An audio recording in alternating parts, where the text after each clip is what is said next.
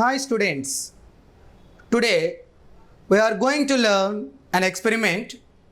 Carbon dioxide is essential for photosynthesis, the process by which living plant cells containing chlorophyll produce food substances from carbon dioxide and water by using light is called photosynthesis.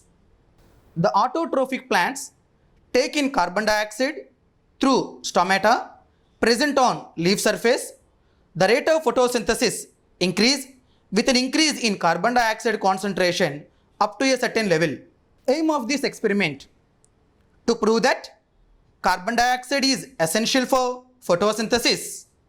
Apparatus required to do this experiment are healthy potted plant with long and narrow leaves, glass bottle, iodine solution, potassium hydroxide pellets, Vaseline, split cork. Take a healthy potted plant and keep this potted plant in dark place for 2 to 3 days. Whenever we keep this plant in dark place, the leaves are free from starch. On the day of experiment, take a glass bottle and pour 5 to 10 ml of potassium hydroxide solution. Close this glass bottle with cork. Whenever you pour the potassium hydroxide solution in the glass bottle, it absorbs carbon dioxide inside the bottle.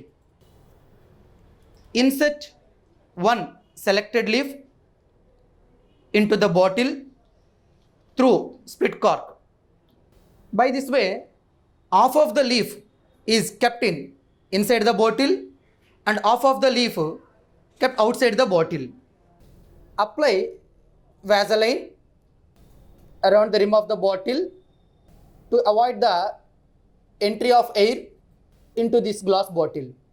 After 2 to 3 hours, then detach the leaf from the plant and take the leaf from the glass bottle. To know the presence of starch, dip the leaf in boiled water and then dip the leaf in boiled methylated spirit on water bath. What do you observe, children?